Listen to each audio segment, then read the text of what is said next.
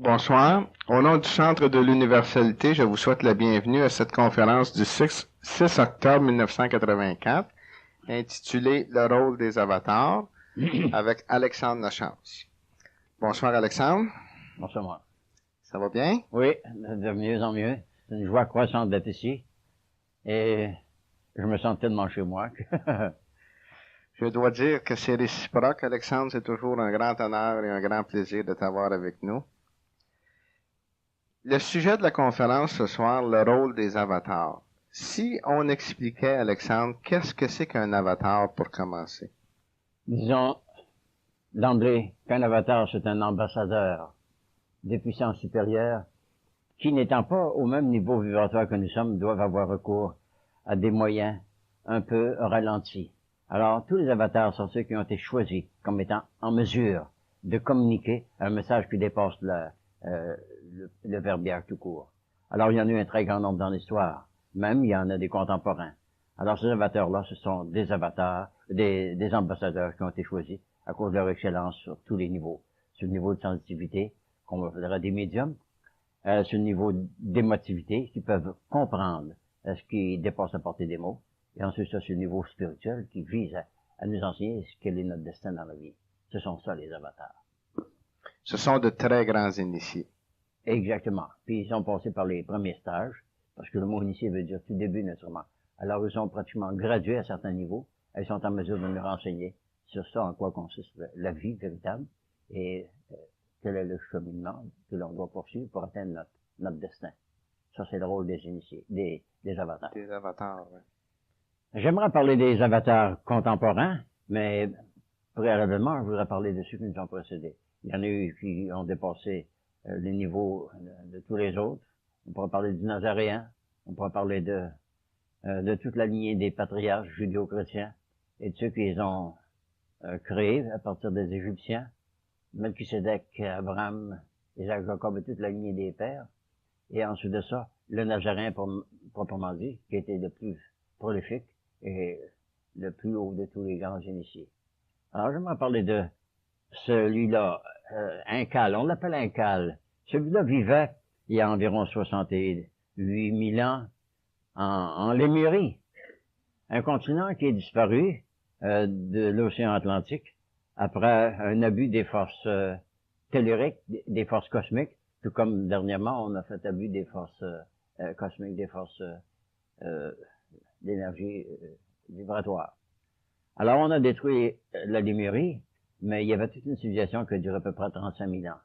Plus tard, ça a été l'Atlantide, et là on a eu comme avatar en Atlantide un nommé Melchisedec, qui plus tard est devenu l'initiateur d'Abraham. Et après avoir cheminé jusqu'en Égypte, ils ont initié les grands pharaons, et dernièrement, c'est-à-dire le plus prolifique de ceux-là, c'est à Moïse. Et de la lignée des patriarches, on est tombé jusqu'au Nazaréen, jusqu'à Jésus. Alors les avatars, pour me répéter, c'est simplement ceux qui sont avérés dignes d'être représentants des forces supérieures, spirituelles, du cosmos, de l'univers. Incal. Est-ce que c'était un grand prêtre? Précisément, c'était un grand prêtre, oui. Hein, ouais. On l'appelait l'Incaliton. Ouais. C'est un grand prêtre, exactement. Par exemple, le pharaon, c'est un grand prêtre, l'initiateur, le conférateur de sainteté. C'est ce que le mot. Ouais. Quel était son rôle sur Terre? Je dirais pas c'était de pontifier, mais c'était simplement d'éveiller la mentalité du prolétariat, des gens de la classe moyenne, à un plan supérieur de vie. Alors, pendant à peu près 35 000 ans, la Lémurie a eu une période d'apogée, à la faveur de laquelle les incalitons ou les centres de spiritualité se sont développés en Lémurie.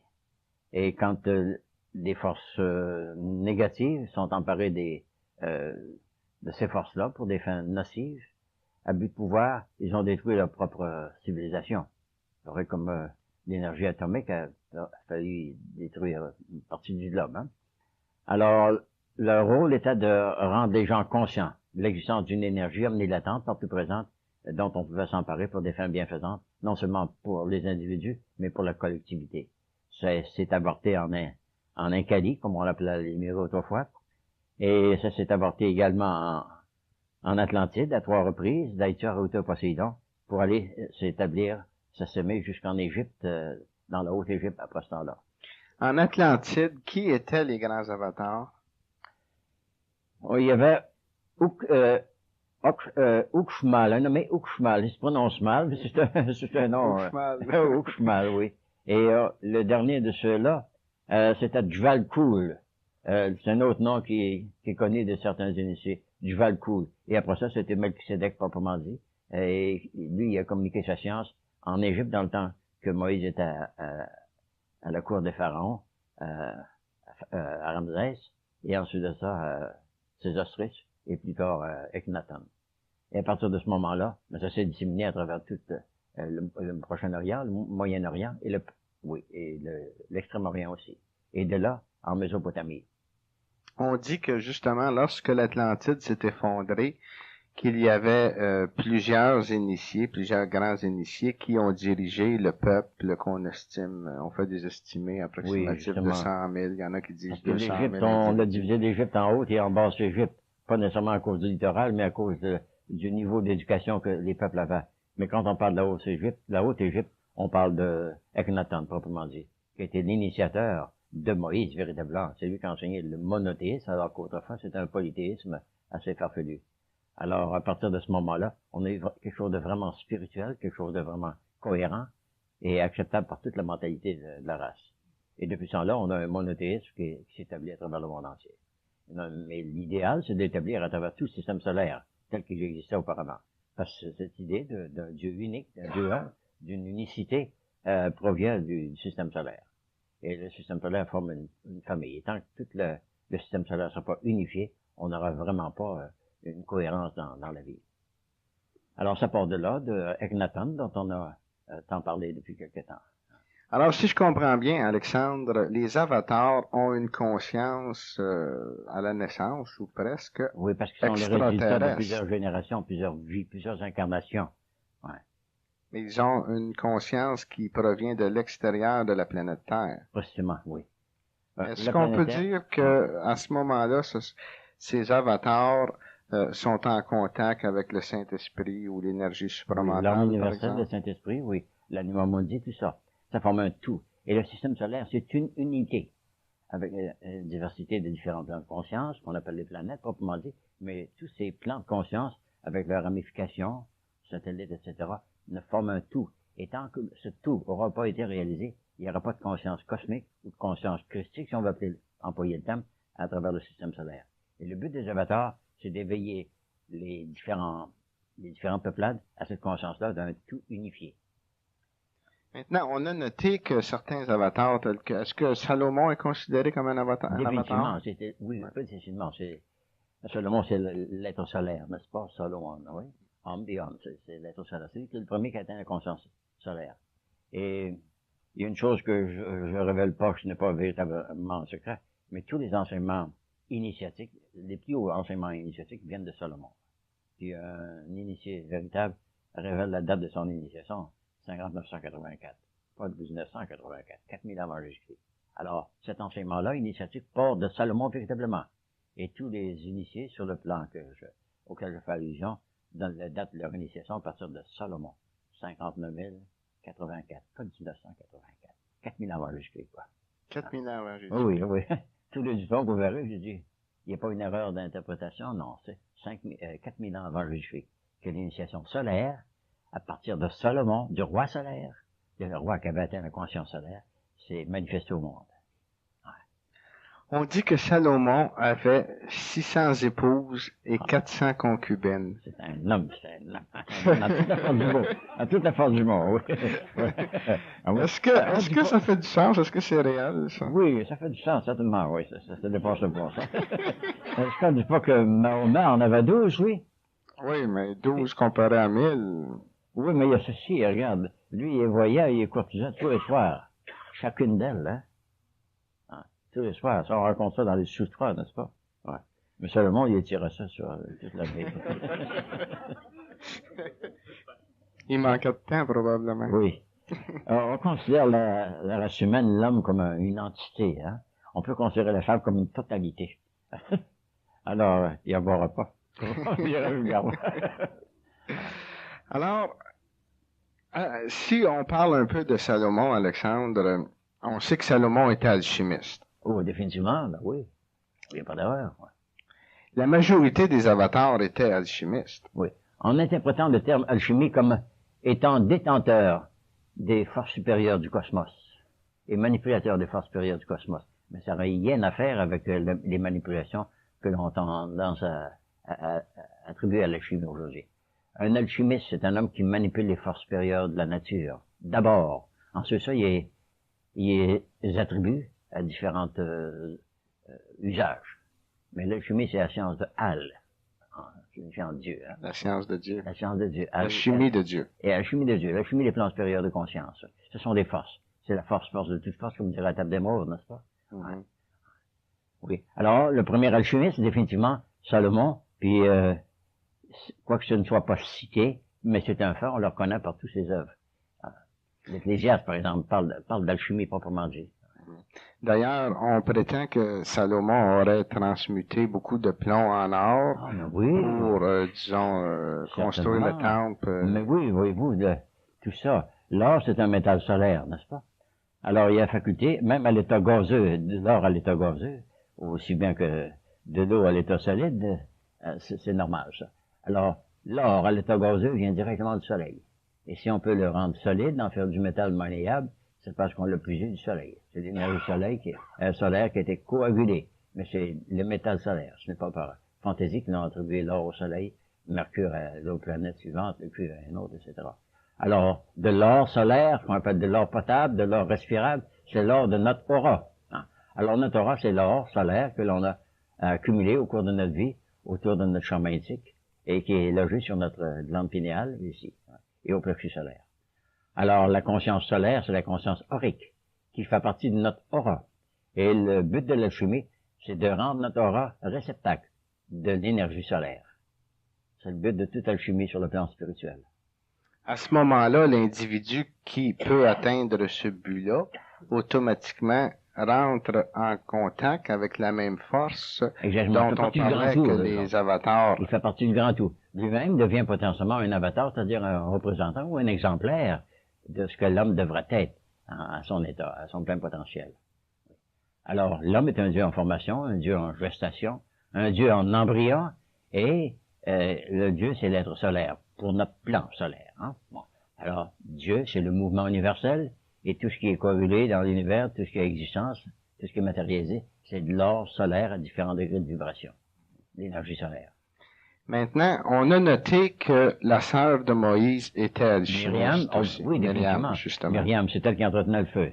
Oui, et puis, on n'a pas noté que Moïse, comme tel, était alchimiste, je pense. Du moins, dans plusieurs...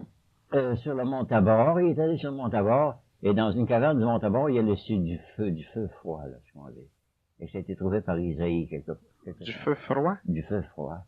Une espèce comme une pierre à feu, par exemple, qui ne manifeste pas de caloricité aucune fois, mais dès qu'elle est exposée au soleil, cette pierre-là devient en feu. Elle met le feu à tout. On trouve ça dans les coulisses du mont Tabor. C'est très peu connu, mais c'est un fait véritable. Alors, ce feu-là avait été caché pendant 1200 ans. Il a été découvert par la suite. Du feu en puissance. Pas comme le feu de votre briquet, par exemple. C'est du feu.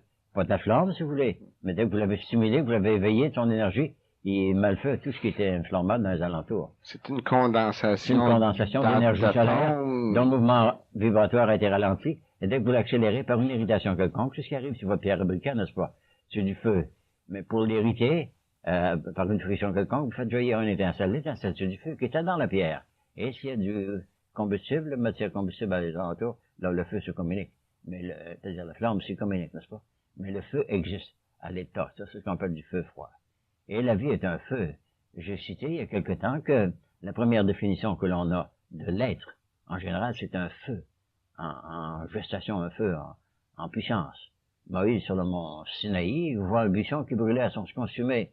Il s'en approche, d'après sa description, puis il demande « Qu'es-tu » Et dans sa vision, il dit « Je suis l'être T, je suis l'être. Hein? » Alors, ce buisson-là, c'est notre arbre de vie à nous, c'est notre être. Hein? Et dès que le feu, qui est à la base de l'arbre, jaillit dans tout notre environnement, ben là, on a exemplifié le feu solaire qui est en nous, on l'a mis en pratique. Alors, c'est La vie est un feu. c'est l'esprit qui est C'est en nous. l'esprit. Cet esprit Oui, est justement. feu. Et je cite aussi étymologiquement que dans le mot esprit, j'avais pire, hein, spirituel. C'est spirituel, c'est purifiant. Bon, seulement purifiant, mais purifiant aussi. Pur, c'est du feu, hein, pyromaniaque, etc. Mhm.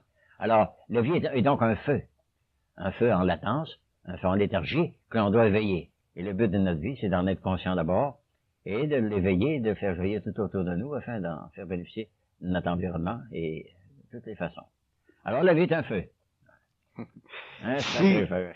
Feu sacré. Feu sacral, c'est ça que c'est. Après Moïse, Alexandre, qui peut-on noter comme Celui qui avatar? nous a familiarisé avec tous les écrits non donnés sur le mont Sinaï de Moïse, Esdras, un nommé Esdras, c'est très peu connu. Esdras. Esdras, oui, il vient 800 ans après Moïse. Il a compilé tous les écrits de Moïse. Ouais. Parce que, d'ailleurs, Moïse lui-même va puiser ses écrits de deux avatars préexistants. Ouais. Il y en a qui vient de l'Inde, l'autre qui venait du Tibet. Alors, il a mis l'ordre dans tout ça, il nous a donné le fameux décalogue. Mais le décalogue, c'était un duo décalogue. Autrefois, il y avait 12 commandements, pas 10 seulement. Ouais. Comment s'appelait celui qui venait du Tibet? J'ai jamais su ça. Je l'ai déjà eu. Mais ça fait tellement longtemps que j'avais ça au séminaire, puis on m'a dit, faut pas en parler, c'est trop loin. Mais c'était... Aujourd'hui, on parle de Djvalkoul, hein? On en parle beaucoup.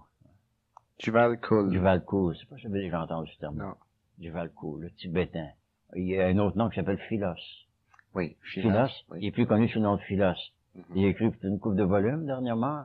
J'ai vécu sur deux planètes, sur deux plans de conscience. Hein. Mhm. Oui, ça. Parce qu'il y a beaucoup, on semble puiser beaucoup c'est-à-dire que le Tibet semble émaner beaucoup d'informations Oui, sur la planète Terre. Oh, définitivement. D'abord, c'est un centre très élevé. Et tout, on est plus près de Dieu quand on monte sur les cimes. Hein. Ça a toujours été comme ça, que ce soit le Sinani, le rêve, le mont Everest, qui est au Tibet, toutes ces choses-là. Alors, l'air est plus pur, la pensée est plus pure aussi également. Alors, si on reste sur le plancher des vaches, comme on dit, excuse l'expression, mais on a moins d'occasion d'atteindre des plans supérieurs de pureté. Alors, le Tibet, oui, c'est ce que... Hilary, c'est-tu Hilary qui a monté au Tibet il y a quelques années? Hilary. Oui.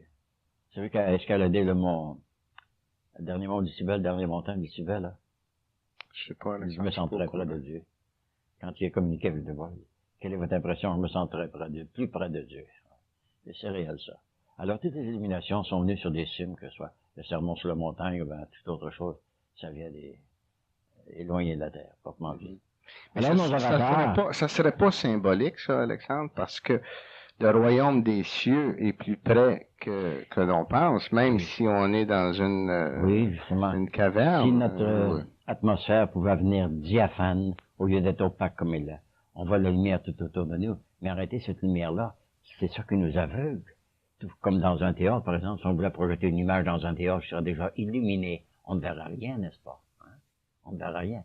Alors, pour voir une image, il faudrait qu'il y ait un contraste de vibration. Dans un théâtre, une projection cinématographique doit être faite dans les ténèbres. Alors, l'atmosphère qui nous entoure, ce n'est pas la lumière, c'est une obnubilation. On ne voit pas à cause de l'éblouissement que l'on subit. Et que l'atmosphère devienne diaphane, puisse pénétrer la lumière supérieure, la lumière qui vient du soleil, là on verra. Puis on verra toutes les hordes célestes qui nous entourent. Ça ne serait pas nos sens qui seraient la barrière de... Exactement, nos sens sont limités. Ils sont très limités. Et dans certaines conditions, on ne peut pas voir à cause de leur infirmité. Et dès que cette atmosphère-là deviendra diaphane, là on pourra dire, mais enfin, ça existait toujours. Ça a toujours existé. Comment se fait qu'on ne voyait pas? Nos yeux étaient obnubilés. On ne pouvait pas les voir.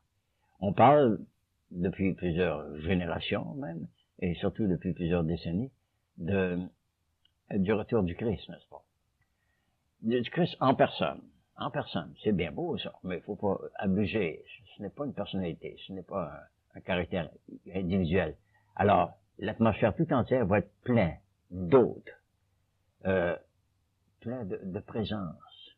On va dire, comment se fait qu'on les a pas vus auparavant?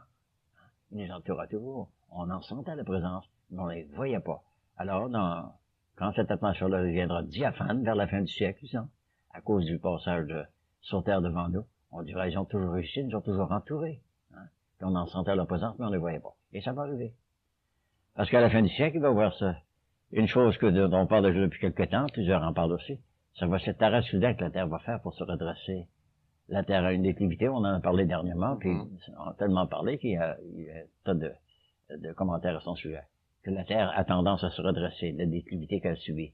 Alors, à ce moment-là, la Terre va faire un soubresaut, elle va faire un repos, un point d'arrêt. Et là, l'atmosphère changera.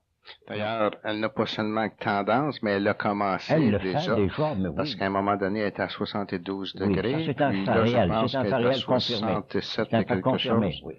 D'ailleurs, on l'a confirmé au La planétarium Zeiss, hein, justement.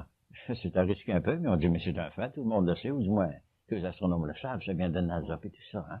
Alors, la Terre se redresse, et l'atmosphère de la Terre, qui en fait partie, va se redresser également.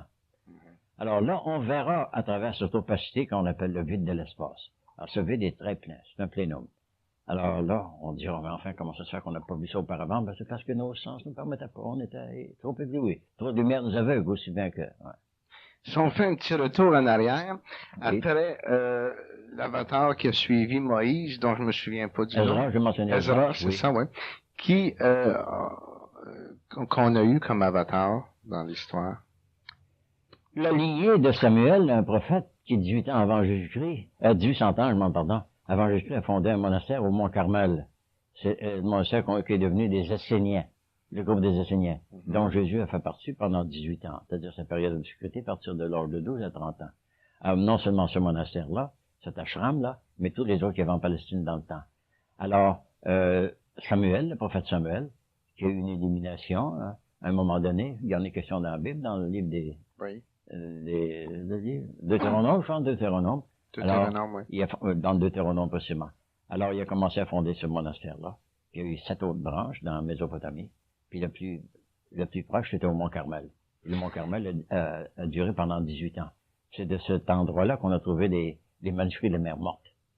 C'est donc dire que les Esséniens, la secte des Esséniens daterait de 1800 ans. 1800 ans avant Jésus-Christ. Avant Jésus-Christ. Oui, au temps de Samuel, le prophète Samuel, oui. Alors, cette secte-là a toujours enseigné la haute métaphysique, c'est-à-dire la connaissance supérieure.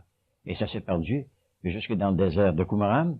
Et il y a quelques années, une vingtaine d'années à peu près, on a découvert dans des caves des manuscrits qu'on appelle les manuscrits de la mer morte. Alors, ces manuscrits-là nous ont révélé non seulement beaucoup de faits au sujet de la vie de Jésus, suivant tous nos avatars, si vous voulez, et la vie de leurs prédécesseurs aussi. Ce sont des documents précieux. Alors, l'évangile de Thomas, que l'on a déjà maintenant en français aussi bien qu'en anglais, est précieux, qui vient du désert de Qumran, hein? Et ça date de 1800 ans avant Jésus-Christ, ça. Alors, toute cette lignée-là, avec certaines interruptions qui ont passé par là, a été ininterrompue. Il a toujours enseigné la même chose, l'existence d'un plan supérieur de conscience auquel certains ont eu accès. Et ceux qui avaient plus d'initiative se sont voués à la tâche de révéler cette connaissance-là au peuple. Alors, il y a toujours eu des émissaires comme ça, des ambassadeurs. Des ambassadeurs, mais à certains moments, il y a eu des tournants plus prononcés dans l'histoire de la planète Terre. Prenez le cas de Mahomet, c'était un tournant, mais Mahomet c'est un avatar aussi. Il faut lui donner cette dignité-là. Bon, mais lui-même faisait affaire à un peuple de bédouins, différent des autres, alors il enseignait autre chose, mais il s'inspire de la Bible de Moïse, Mahomet, faut pas oublier. Et même des anges qui ont inspiré les avatars de ce temps-là. Bouddha. Précisément, Bouddha, voyez, vous avez une autre lignée ethnique, là. C'est exactement la même chose. Et sans Bouddha, vous n'aurez pas eu Jésus, parce qu'il... Ouais. Alors, ça s'est suivi, ça. C'est un cheminement ininterrompu. Ça part de la Lumérique, comme je disais au tout début, et par le biais de l'Atlantide, excusez-moi, et ensuite de la Haute-Égypte, et de la lignée judéo-chrétienne. Et jusqu'à aujourd'hui, là, on en a quelques-uns des contemporains. On parlait d'un nommé Benjamin Crème tout à l'heure, hein. Il y a quelques années, 2 ans à peine 2 ans, il a voulu révéler l'existence et l'arrivée, la présence d'un avatar qui viendra en chair et en eau. Apparemment, c'est arrivé en Europe, quelque part, mais je sais pas. Dans l'Amérique, on n'a pas eu grand résultat. Non, ben ça n'a pas été... Non. Ce qu'il a prédit ne s'est pas matérialisé. Ce qu'il a prédit, en somme, c'est que vers la fin du siècle, la Terre fera un soubresaut, pour faire le dernier geste de son redressement, pour devenir verticale vis-à-vis du soleil. Alors, elle arrêtera de girer sur elle-même pendant une fraction de seconde, peut-être une seconde, et là, tout ce qui est artificiel, qui doit disparaître, s'aplanira. Et là, elle continuera son petit bonhomme de chemin, tel qu'elle faisait auparavant, sans anicroche. Et ce sera des périodes catastrophiques, dans certains endroits. Mais il sera nécessaire que ce soit comme ça. Et après ça, la vie recommencera tout en neuf, ce sera un renouveau tout à fait. Géographiquement, ainsi qu'avec différentes hautes sciences, on a étudié ce phénomène, si ça se produirait, quel endroit sur Terre ne serait pas menacé par l'eau, par exemple, ainsi que différents tremblements de terre.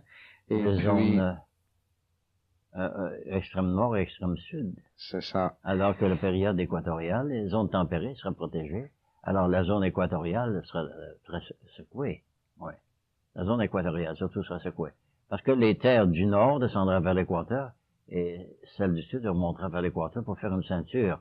Alors la vie serait localisée à la ceinture équatoriale par raison de la force centrifuge qui ferait s'éloigner du centre tout ce qui est en giration, n'est-ce pas? C'est ça. Alors, la vie se concentrerait à la zone équatoriale, et il y aura 2 mers intermédiaires et 2 ouvertures polaires. Pas de pôle, mais 2 ouvertures polaires. Et la vie circulera de l'intérieur à l'extérieur de la Terre. La vie qui est à l'intérieur de la Terre redeviendra à l'extérieur, puis inversement. Ce sera la bande de Moebius, faite sur une sphère, en réalité. Alors, la vie de l'intérieur de la Terre, la vie du paradis terrestre, du paradis chaud, de l'Agartha, redeviendra graduellement à la surface de la Terre. Ça sera cette nouvelle Terre. L'endroit où on prétend que l'origine de l'énergie spirituelle est. Oui, justement, ça vient de là. Ça, c'est le paradis chaud, oui. Alors, ça viendra là. Alors, toute cette vie intérieure, qui est maintenant insoupçonnée, sauf pour quelques-uns, redeviendra graduellement à la surface de la Terre. Et les zones tempérées en bénéficieront. Et la zone équatoriale, elle subira l'invasion des terres, qui se refoulera vers cette ceinture-là, exactement. Et là, la Terre sera redressée vis-à-vis du Soleil, et son mouvement sera plus rapide. Au lieu de prendre 365 tours pour tourner sur elle-même, on ne fera que 360, et l'année sera normale, et la Terre sera verticale. Et le climat sera tempéré le climat sur sera unique. La surface du globe. Oui, invariable, ce sera toujours ça. C'est l'âge d'or, ce sera l'âge d'or. Ouais. Si Dans les 25 000 ans, d'après les Upanishads, tout ça, ça s'est arrivé 3 fois d'après les éphémérides du temps. Après un cycle zodiacal. Un cycle zodiacal de 25 000 ans ou quelque chose comme ça, oui. Ça. Alors, la Terre redevient à son état original et elle continue, et son équilibre est déséquilibré à cause des plans intermédiaires, Mars, Jupiter, etc. Il y a déséquilibre. Si on revenait à nos avatars, si on remontait là, disons 2000 ans ou presque, il n'y a rien à voir.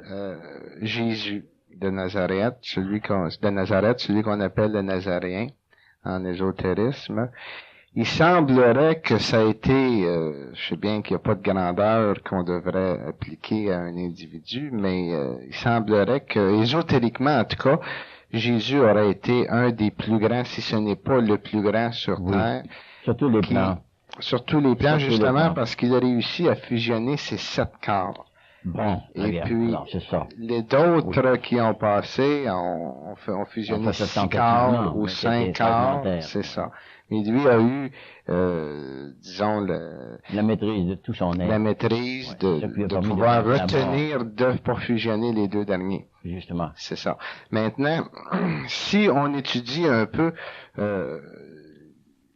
qu'est-ce que c'est que Jésus nous a donné en héritage qui est le plus important pour se préparer, Alexandre, pour les périodes, les années à venir? Voici une croyance, une conviction qu'il n'y a pas de mort pour l'individu. Tout ce qui a été créé doit vivre, doit se transmuer, doit se métamorphoser, mais doit vivre. Il n'y a pas de mort. Il a vaincu la mort pour nous enseigner qu'il lui-même, en la vainquant, en la dominant. C'est ça que l'on peut faire nous autres mêmes. Dépasser la mortalité, sans égard aux accidents du temps et de l'espace. Alors, ce que Jésus nous a donné, c'était la conviction de l'immortalité sur les 3 plans. Sur les 3 plans. Corps, âme, esprit. Alors, il faut donc spiritualiser notre corps pour immortaliser notre être tout entier. Si l'homme est corps, âme et esprit, à l'image de son créateur, il faut qu'il unifie ces 3 parties-là de son être pour devenir ce qu'il est, co-éternel avec son créateur. Spiritualiser la matière, mais aussi matérialiser l'esprit. L'esprit, justement. Oui, faire la fusion des deux, afin qu'il n'y ait pas de ligne de démarcation, ce qu'on appelle communément le corps et l'âme, ou le corps et l'esprit. Maintenant, dans le cas du Nazaréen, on l'appelle Jésus-Christ. Certains, disons, les gens qui font des études un peu plus poussées, l'appellent Jésus, le Christ de Dieu. Là, on entend parler beaucoup d'état christique, ainsi de suite. Pourrais-tu nous parler du côté? Il y a le convertisseur en lui, là, il est christifié. Alors, le mot Christos et le mot Christos ont la même signification. C'est qu'un homme a réalisé qu'il est en réalité, une étincelle du brasier solaire. Et quand il réalise ça, qu'il est un soleil, véritablement, enveloppé d'une couche de matière cellulaire, là, il y a la possibilité de soléifier tout son être et devenir immortel. Soléifié. Soléifié, exactement. C'est ça. Alors, c'est ça que le terme veut dire christifié, soléifié. Parce que l'homme est une étincelle du brasier solaire, et cette étincelle-là doit se communiquer à tout son être, et le rendre solaire. Parce que la conscience solaire, c'est la permanence. Alors, l'état christique, à ce moment-là, ça serait d'être dans un état de réceptivité. Exactement. À une énergie. Une énergie qui est omnilatente. Omnilatente, oui. Omniprésente, et puis qui possiblement provient de l'extérieur de l'astral de la planète Terre. Justement, oui. De l'astral, oui. Mais seulement comme il y a son noyau au centre, qui existe déjà. S'il n'y avait pas ce noyau central, cet agartha, ce paradécha, ça serait impossible. Il faut qu'il y ait quelque chose de combustible dans l'homme. Tout est parallèle. C'est comme l'atome. Exactement. Il y a un noyau à l'atome. Il y a un noyau. Il y a l'électron, il y a les protons. Mais le tout doit être unifié pour former une bonne cellule. Autrement, il n'y a pas de vie. L'atome est simplement un objet en giration. Il gire dans le vide. Tandis que pour l'homme, s'il est conscient seulement des trois parties de son être qui sont séparées, alors il n'y a pas de vie en lui. Pour que la vie soit en lui, il faut que ce soit unifié. Il faut que les trois parties soient unifiées. On disait le terme l'autre jour, trinifié. Unifié. Unifié, oui, justement. Alors, l'homme est un être trinitaire, apparaît comme à l'image de son créateur. Alors, son but, c'est de le réaliser et de vouer, d'agencer sa vie de manière à ce qu'il devienne de plus en plus conscient de sa nature. Et là, il devient semblable à son créateur, puis il est à l'intention de créateur-là. Maintenant, si on revient encore à l'avatar dont était Jésus, beaucoup ont parlé du mystère de la crucifixion, Alexandre, de l'importance du mystère de la crucifixion. Est-ce que tu pourrais élaborer un peu plus là-dessus? On dit que l'homme contient en plus des 4 éléments de son être, les 4 éléments de la nature, terre, eau, air et feu. Il y a l'élément qu'on appelle la quintessence. Et le croisement de ces 4 éléments-là donne une vie, mais une vie simplement biologique. Hein? Et dès qu'il y a ce 5e élément, l'élément solaire, là, l'homme étant crucifié sur les 4 éléments, devient détenteur d'un élément supérieur, qui est l'élément christique. Là, pour bien situer, là, pour qu'on se comprenne bien, lorsque tu dis crucifié, c'est seulement qu'un croisement des 4 éléments de sa nature. Soit l'air, l'eau, le feu et la terre. Oui, mais ces éléments-là ne correspondent pas à ces choses-là. Non. Même, les anciens appelaient ça les 4 éléments, les 4 modes de manifestation de la matière. Un mode solide, qu'on apparaît la terre, par exemple. Un mode liquide, c'est peut-être du mercure aussi bien que de l'eau. Puis, un mode aéré, peut-être n'importe quel gaz. Tandis que le mode spirituel, c'est du feu, l'ardeur de la vie. L'élément vital, c'est du feu. C'est là qu'est la grande différence. Exactement, oui. Alors, cet élément vital, c'est l'élément feu dans sa nature. Alors, ce feu primordial, qu'on appelait autrefois théâme, hein. C'est ça qu'on a fait théâtre, qu'on a fait Déus, ça. Alors, le mouvement universel, c'est un feu. Alors, tout est un feu, mais ce feu-là doit brûler sans se consumer, sans détruire, on veut dire. La bombe atomique, c'est un feu aussi, mais ça détruit. Hein. Alors, aujourd'hui, on commence à croire qu'on peut se servir de ce feu de l'atome pour des fins constructives. La bombe atomique détruit ce qui n'est pas au niveau de taux vibratoire à l'atome, c'est-à-dire à l'éclatement de l'atome, parce que on sait qu'il y a des gens qui sont sortis des bombes atomiques en plein milieu de la bombe atomique. Indemne, justement. Ils étaient déjà solidifiés, n'est-ce pas? Qui était dirigé par l'énergie supramentale. J'attirais mon attention il y a quelque temps sur un phénomène, sur un personnage quelconque, hein, puis plusieurs m'en ont parlé depuis ce temps-là, nominalement la chevêché. C'était reconnu, ça. Alors que si tu es élevé ta nature à un niveau vibratoire suffisamment, tu n'es pas affecté par l'explosion atomique. Comme tu n'es pas affecté à bien des endroits selon ton Exactement, taux ton mode vibratoire. vibratoire. Peut-être dans l'orbite qui nous convient. Je pense que ça rejoint un peu ce que plusieurs prétendent, que lorsque Dieu est avec toi, tu peux aller aux enfers, puis il continue à être avec toi. Oui. Oui, parce que l'enfer, après tout, c'est un mode de vibration qui est tellement ralenti que ça ne correspond pas à notre nature. Bon. Alors, dès qu'on élève nos vibrations, on dépasse ce plan-là, ce plan de vibration. Alors, toutes les vibrations, tous les mouvements. Alors, ça se résume à ceci. Maintenant, les avatars, c'est eux qui ont réalisé ça. Puis chacun a leur mode d'expression, méthode d'expression. Ils ont voulu nous faire réaliser ça. Que la vie est un mode vibratoire, un feu en puissance, que l'on doit exalter en nous. si on revient encore à l'avatar Jésus, et puis qu'on regarde, si on va plus loin dans disons, si on regardait s'il n'y avait pas d'autres facettes mystérieuses de la crucifixion, par exemple. On dit que Jésus a sauvé le monde en passant sur la croix.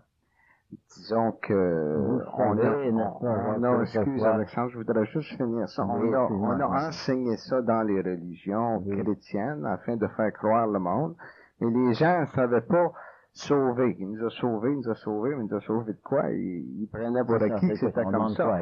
Mais si on allait à l'arrière de ça, puis on essayait de voir le pourquoi, disons que Jésus aurait sauvé réellement l'humanité, parce que il y en a plusieurs qui prétendent...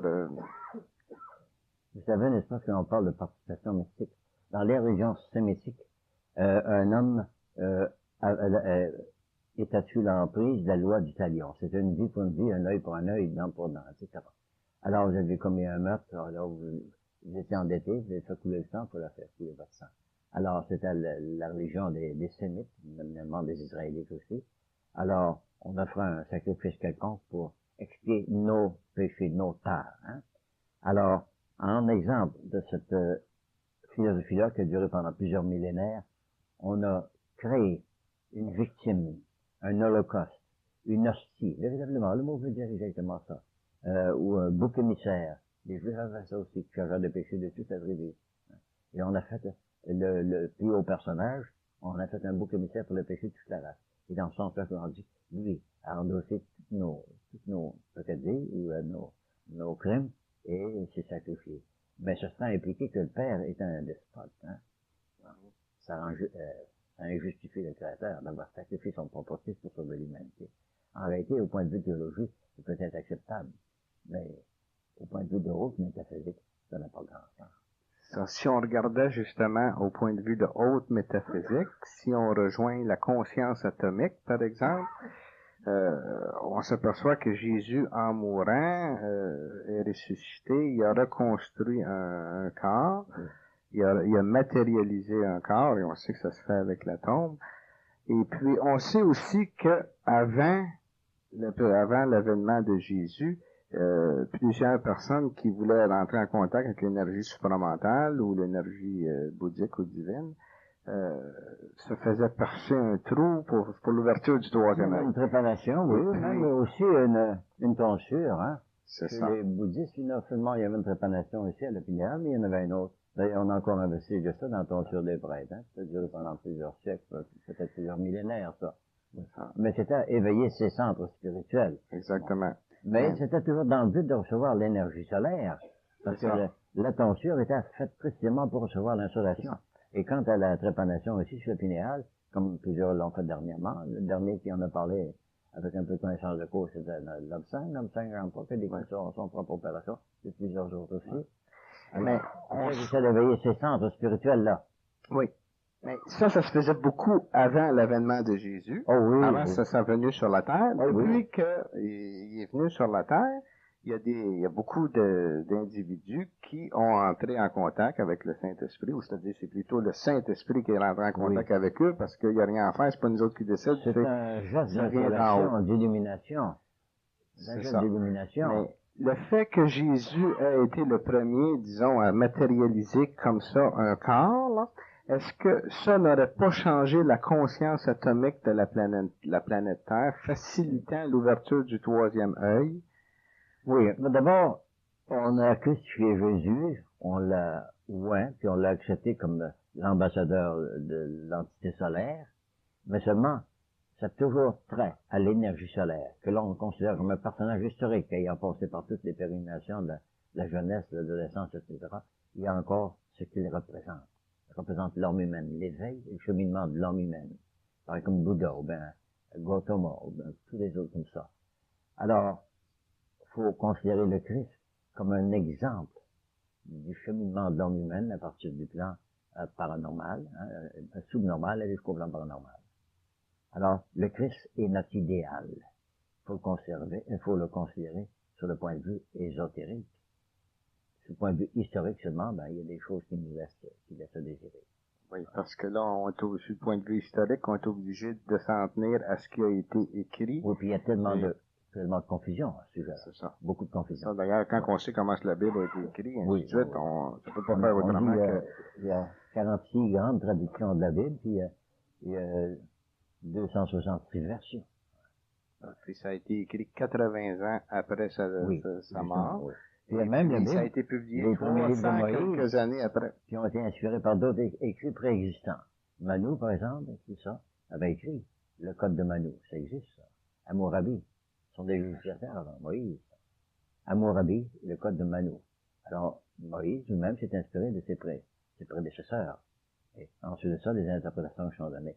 Ensuite de ça, des écrits judaïques, il y en a plusieurs autres qui ont été des commentaires sur la Bible. Les Targums, tout ça.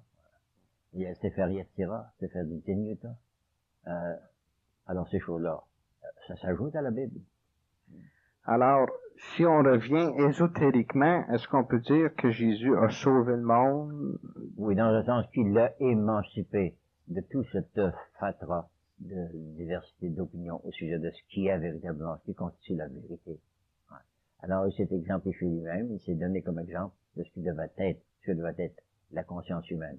Elle est solaire, et non pas simplement tellurique ou terrestre. L'ayant prouvé physiquement. Il l'a prouvé par sa propre vie. Physiquement. Physiquement, oui, historiquement, physiquement.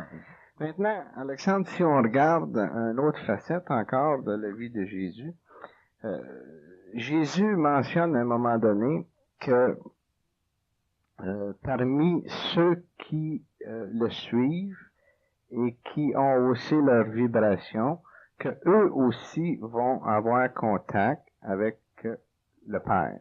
Le Père dans les cieux et non pas le Père dans le ciel. Oui, dans les cieux, les cieux, c'est-à-dire les plans supérieurs de... C'est ça, dans le plan... oui. Exactement, le plan... oui, plan monastique, on l'appelle le plan monastique, oui. Alors, on parle de ce plan de conscience, de cette planète. C'est ça, mais là on parle du cinquième plan, le plan, soit le cinquième, sixième ou septième. Oui, justement. Maintenant, on sait que effectivement, dans l'entourage de Jésus, il y a eu des gens qui ont atteint le plan supramental. Patmos, par exemple, Saint-Jean de Patmos. Saint-Jean de Patmos, oui. Si on prend aussi Saint-Paul. Saint-Paul, regardez ce grand... Saint-Paul a été... Mais lui-même a subi l'illumination sur la route de Damas. Je n'ai jamais cité ça parce que c'est bien important, on néglige ça, cet aspect-là, sur la route de Damas. Et ensuite de ça, les disciples d'Emmaüs, on en parle très peu aussi, qui se dirigeaient quelque part, qui rencontrent un voyageur, ils parlent, puis finalement, ils s'en vont dans une auberge, ils vont super longtemps, puis ils en reconnaissent la fraction du vin, fraction du pain, n'est-ce pas?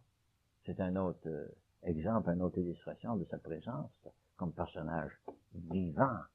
Ça fait 40 jours après sa résurrection, à Emmaüs. Hein? Les disciples d'Emmaüs, parce que le passage est négligé. Puis l'illumination Saint-Paul, c'est la route de Damas, c'est négligé aussi. Ouais. C'est ça. Comme celle de Constantin aussi, c'est négligé 325 ans après Jésus. Oui. C'est négligé, ça aussi. C'est des cas de la voie royale, ça. Oui. Ensuite, on a... Il y en a plusieurs autres. On a aussi Lazare qui... oui. Ben oui, venez Foras, sors de là. Oui.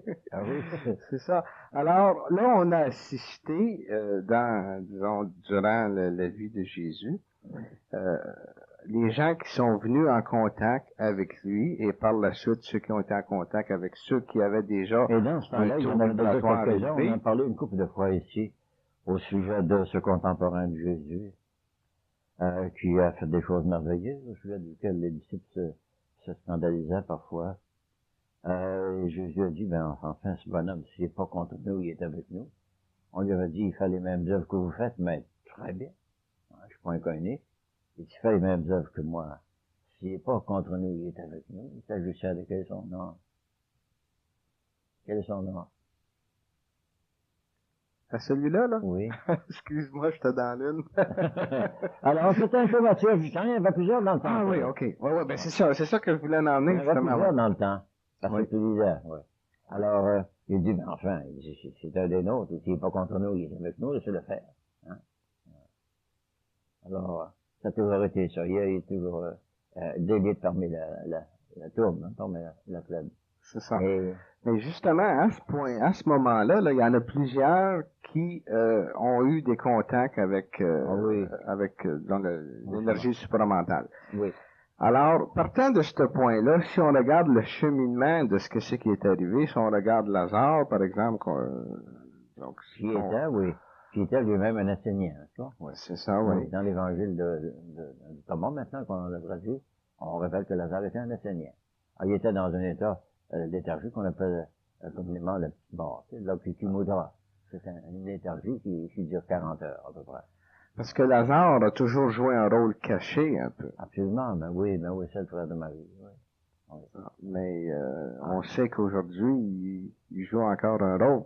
Oui. oui. Alors, si on les prend tous un par un, on va tous s'apercevoir. C'était une communauté essénienne, une communauté christique, et leur idéal, c'était de faire prévaloir cet enseignement qui avait été en latence depuis plusieurs millénaires, depuis à peu près 12 ou 15 siècles.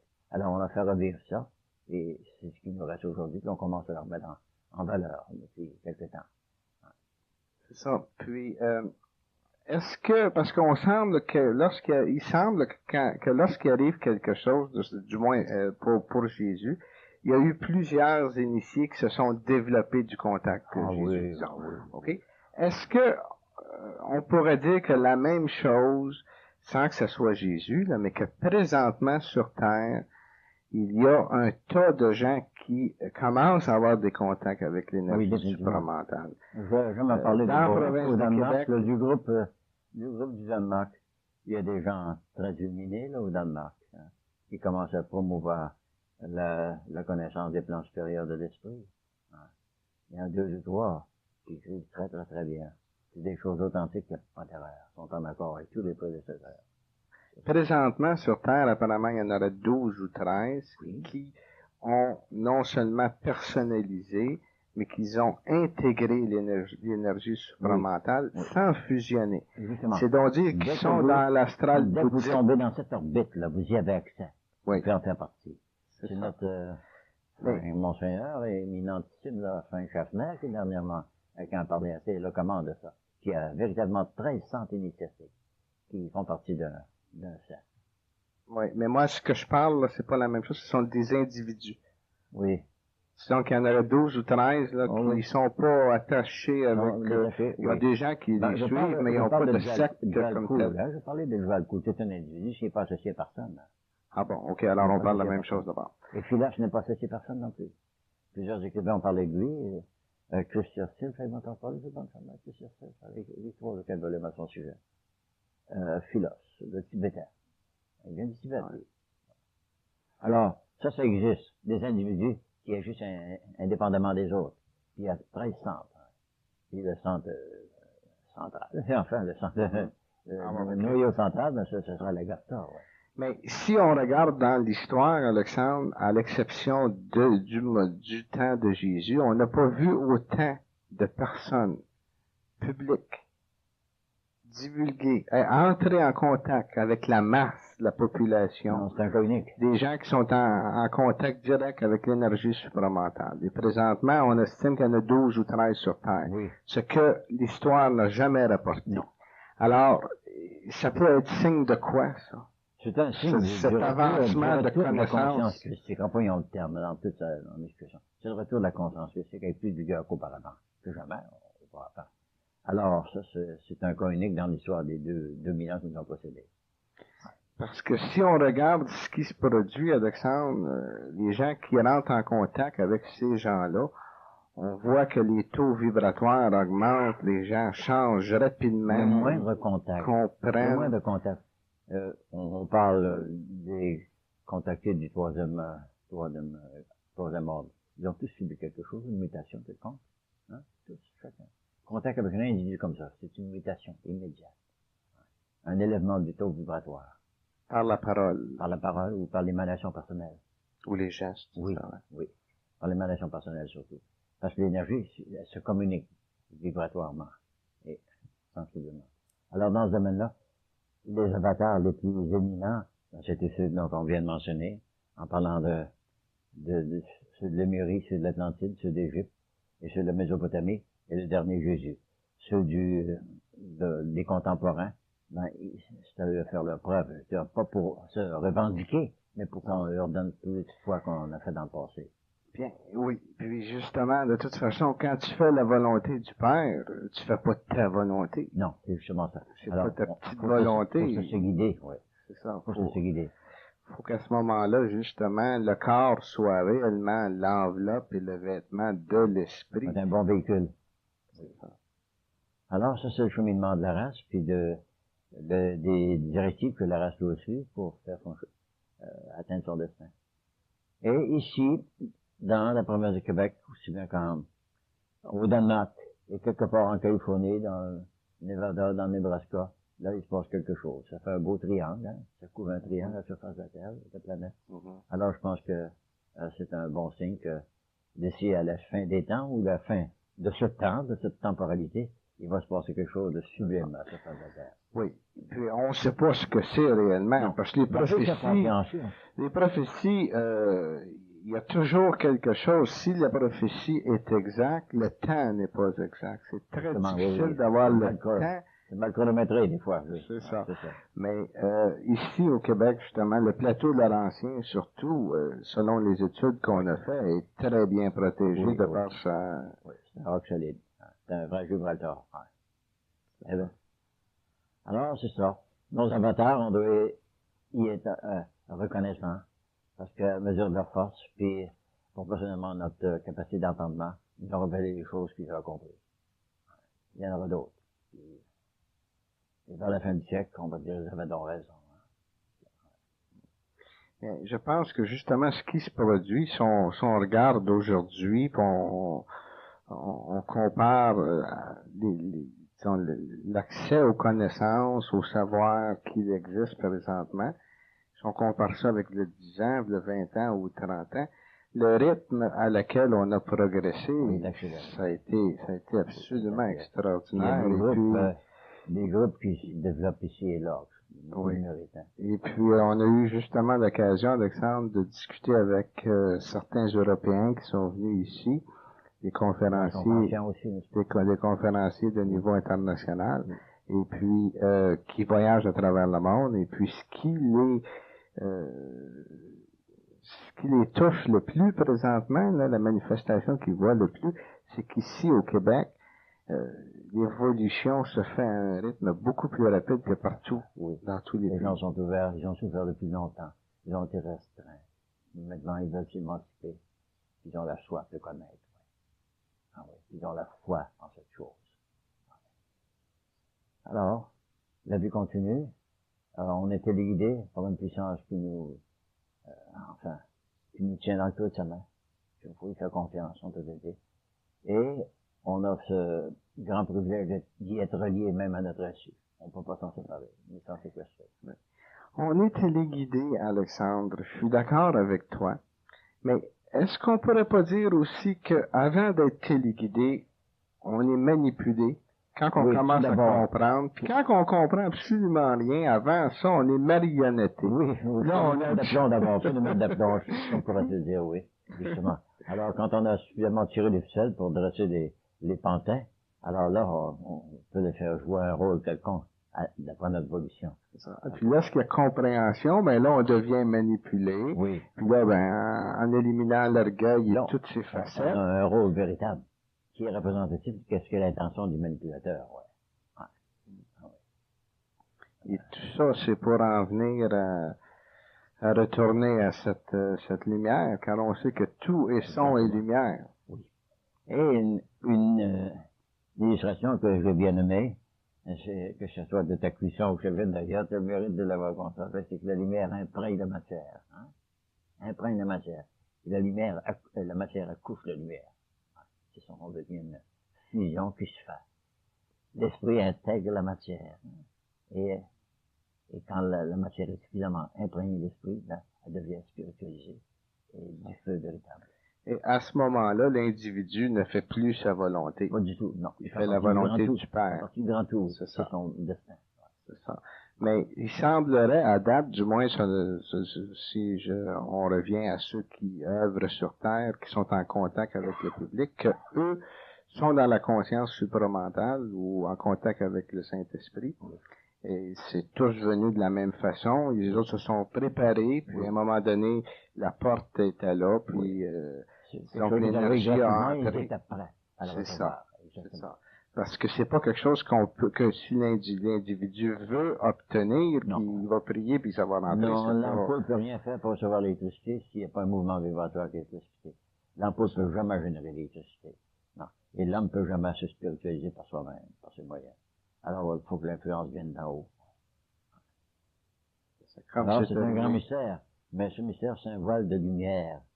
Et c'est nous éblouir d'abord. On a une chance de se renforcer les yeux pour dire, quand je serai devenu suffisamment diaphane, là, je verrai à travers cette opacité qu'est la matière.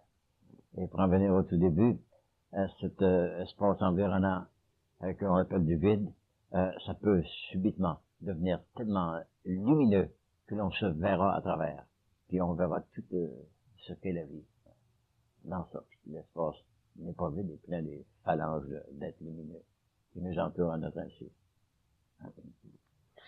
Alors la vie, c'est un phénomène, ce n'est pas du noumen, c'est un phénomène, quelque chose qui dépasse notre compréhension, mais on le sent. Hein. Alors sur ça, Alexandre, on termine la première partie de cette conférence. Pour la deuxième partie, on vous a remis des petits papiers, puis il y a des crayons sur les tables. Alors c'est une